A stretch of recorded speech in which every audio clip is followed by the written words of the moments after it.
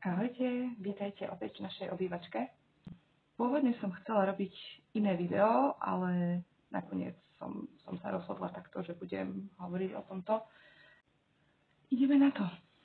Myslím, že taká relevantná otázka, ktorú si môžeme všetci klásť aj na základe toho, čo sa deje buď v našich osobných životoch, alebo čo sa deje celkovo v našom blízkom okolí, vzdialenom okolí, na Slovensku a tak ďalej, že potrebujeme v živote mať nádej, ako tú nádej získavame. To je zároveň aj otázka na vás a to sa budem pýtať aj na konci úplne, že ako získavate nádej, odkiaľ máte nádej, na základe čoho viete, že môžete pokračovať v živote ďalej. A ako som vás s touto témou rozmýšľala, tak mi napadli konkrétne také 3 oblasti, kde alebo z čoho môžeme v živote smerovať k nádeji. Na záver to celé uzavriem jedným článkom, ktorý ma veľmi zaujal a ktorý mi akoby nahral do tejto témy.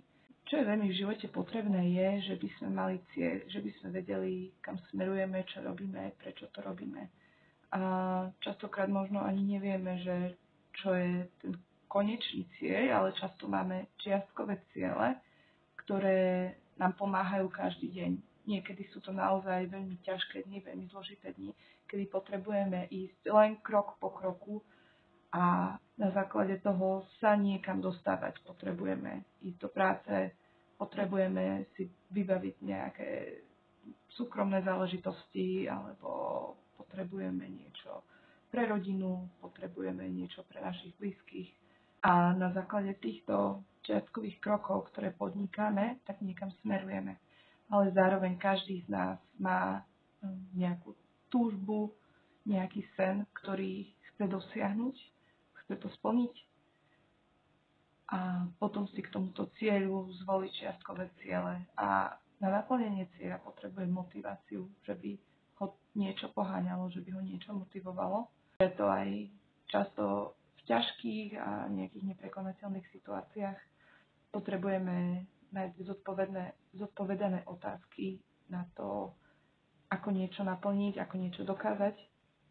Či je našim cieľom rodina, mať rodinu, alebo nejaká stabilná práca, blízke vzťahy, alebo byť šťastný. Myslím, že ako celkovo ľudia považujú šťastie za nejakú takú hodnotu alebo za nejaký cieľ v živote a snažia sa ho hľadať, snažia sa ho naplňať.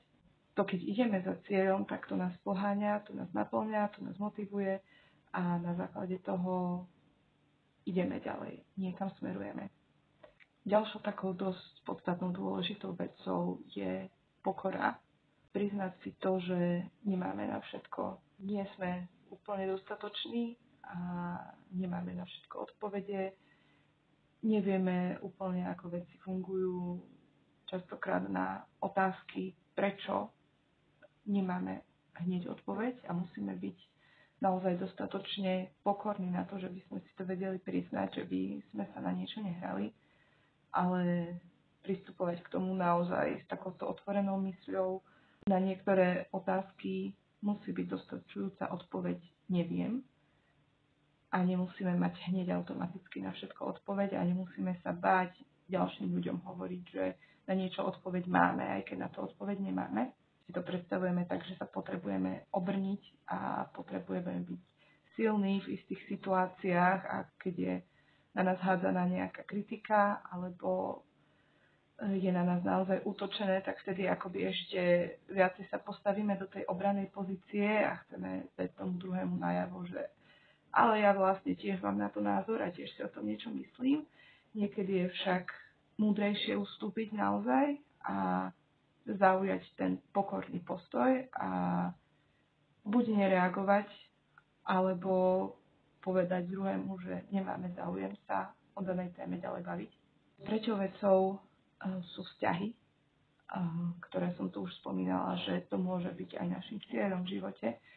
Či už máme partnerský vzťah alebo nemáme partnerský vzťah, to je úplne jedno. Všetky vzťahy, ktoré máme v živote, sú veľmi dôležité, je veľmi dôležité na nich pracovať a naozaj budovať si dobré vzťahy.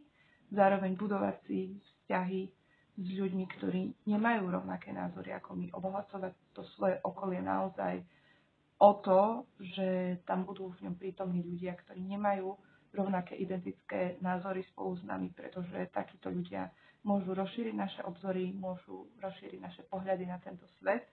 Nemusíme s nimi súhlasiť, ale môžeme sa s nimi rozprávať, môžeme s nimi debatovať a zároveň náš myšlienkový svet sa takto môže rozširovať a zistujeme tým len, že nie sme na tomto svete sami s našimi názormi, s našimi postojmi a náš malý okruh priateľov, ktorí zdieľia s nami rovnaké postoje, ale sú tu iní ľudia, ktorí majú iný pohľad na svet a zároveň k tomuto prichádza aj tá pokora, že sme dostatočne pokorní na to, aby sme tým ľuďom dali možnosť hovoriť do nášho života a byť otvorení naozaj rôznym názorom. Možno pre niekoho taký známy, pre niekoho menej známy citát je od Garyho Smalleyho, ktorý povedal Life is a relationships, the rest is just details. Čiže život je o vzťahoch a to ostatné je už iba o detailoch.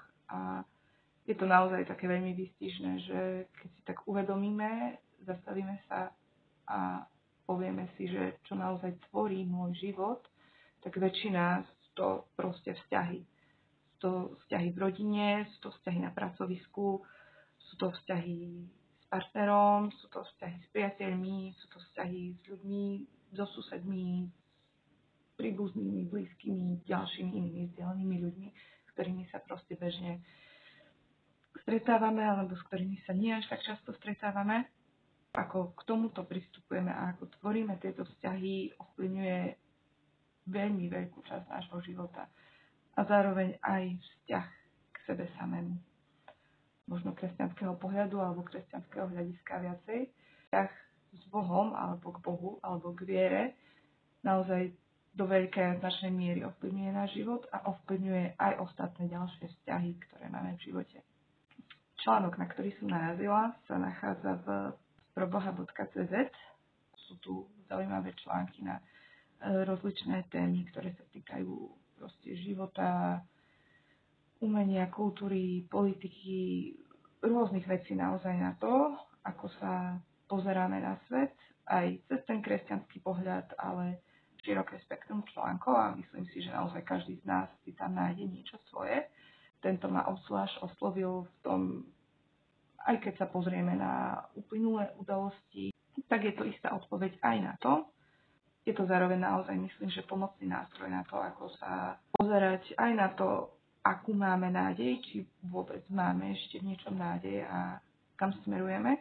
Článok sa týka kritického postoja, ale z inej strany ku ľuďom, ktorí veria konšpiračným teóriám a to, že takíto ľudia sa v našom okolí vyskytujú možno čoraz viacej. Zároveň aj k tej téme vzťahov, ktorú už som spomínala. Dôležité je mať dobré a zdravé vzťahy s ľuďmi. Myslím, že naozaj sa tu nachádza takéto hodnotové gro toho, čo naozaj to môžeme vidieť všetci. Stredoveká teológia a spiritualita nám zanechala jednu z najvzácnejších reflexií Kristovho vykupiteľského príbehu. Pomoc chudobnému, chorému, umierajúcemu a postihnutému nie je ani tak pomocou dobrého človeka človeku v ťažkostiach. Je to pomoc, ktorú kresťan adresuje druhému, v ktorom nevidí len obraz Ježiša, ale Ježiša ako takého.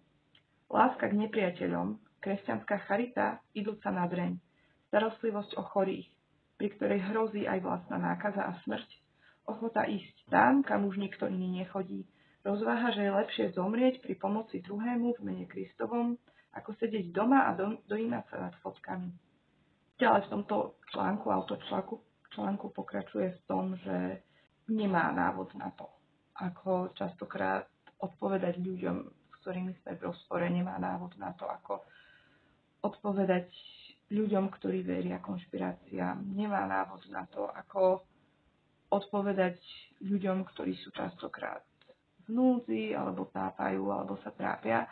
A na takýchto križovatkách sme my všetci, ocitáme sa my všetci v núdzi, v trápení a voláme vtedy o pomoc a chceme, že by nám niekto pomohol, už bez ohľadu na to, aké sú naše názory.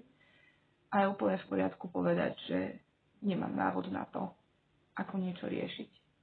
Ale ďalej píše, ak sa niekto považuje za takého veľkého a významného, že sa cíti byť oprávnený posudzovať všetky aspekty spoločnosti, v ktorej žije, nech navrhne riešenie. S tým sa naozaj stotožňujem, že môžeme mať veľa názorov a je úplne v poriadku mať názory. Ale to riešenie nastáva vtedy, keď sa zdvihnem a začnem niečo robiť a začnem niečo reálne riešiť. Keď pomôžem tomu núdznemu, keď pomôžem tej sirote, keď pomôžem tomu človeku, ktorý, neviem, nemá na nájom, alebo ho práve vytopilo. Ďalej už opäť hovorí aj o tom kresťanskom pohľade. Čiže znova dokončím tú vetu, ktorú som už začala. Ak sa niekto považuje za takého veľkého a významného, že sa cíti byť oprávnený posudzovať všetky aspekty spoločnosti, v ktorej žije, nech navrhne riešenie, ktoré bude mať svoj zdroj v Kristovom vykupiteľskom príbehu. Aj keby sme totiž povedali, že hlúpi, nevzdelaní a životom zničení ľudia si za všetko môžu sami, a len dodávam, že nemôžu. Vždy po ich boku stretneme Krista, ako ide spolu s nimi v hlbokých závejoch. To, že ide spolu s nami po jednoduchších cestách, ešte neznamená, že sa aj naša cesta nemôže za pár kilometrov začať klukatiť a pokračovať do zrázov, kde aj my budeme volať o pomoc. Čiže my nikdy nevieme, kedy sa náš život radikálne v niečom zmení, kedy nás niečo postihne a budeme musieť volať o pomoc. A v týchto prípadoch, naozaj v tých ťažkých a zložitých situáciách, môžeme vidieť, môžeme si naozaj uvedomiť, že už akákoľvek tragédia sa na Slovensku udiala, tak sme vždycky boli schopní byť tu pre našich priateľov, ale nielen pre našich priateľov, ale pre úplne neznámych ľudí, pre susedov a pre tých, ktorí naozaj potrebovali pomoc. Vtedy sme boli schopní sa zomknúť a prispieť na veci. Tak sa pýtam, či sme toho schopní aj vtedy, keď ideme po tej jednoduchšej ceste. Keď nie je to až také veľmi zlé a až tak veľmi sa to nekľukatí, ale práve vtedy, či sme schopní podať tú pomocnú ruku. Veď k tej téme a k názvu, ku ktorému smerujem a ktorý som tu zadala, my sme tú nádej schopní ponúkať iným ľuďom a ako my hľadáme nádej. A toto je otázka smerovaná na nás a na vás. Kde hľadáte nádej a kde ju nachádzate? Ako postupujete v živote, čo vám pomáha postupovať v živote, čo vám dáva tú motiváciu, čo vás drží pri tom, aby ste išli ďalej. Tak môžeme vytvoriť o tom takú diskusiu. To na to je tento kanál vytvorený, aby sme sa k tomu vyjadrovali. Tak zase na budúce.